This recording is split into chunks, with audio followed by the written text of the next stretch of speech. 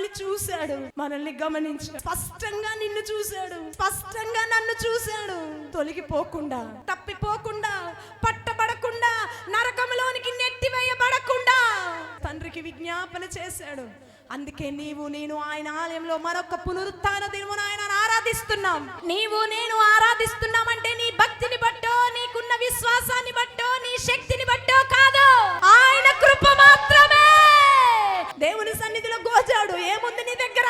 ఏమో చూసుకొని విర్రవీగుతున్నావు, దేని చూసుకొని అతిశయపడుతున్నావు. ఇదిగో ఆదాము అవ్వ దేవుని సన్నిధిలో ఉన్నప్పుడు, ఆ జ్ఞానమును కలిగి ఉన్నప్పుడు దేవుని చూసి అతిశయపడ్డా. దావీదు దేవుని చూసి అతిశయపడుతున్నాడు. నీవు దేనిని బట్టి అతిశయపడుతున్నావు? నీ దగ్గర ఏమున్నదని, ఏది నువ్వు సంపాదించుకున్నావు, ఏది నీ తెలివి వలన వచ్చింది, ఏది చూపించు.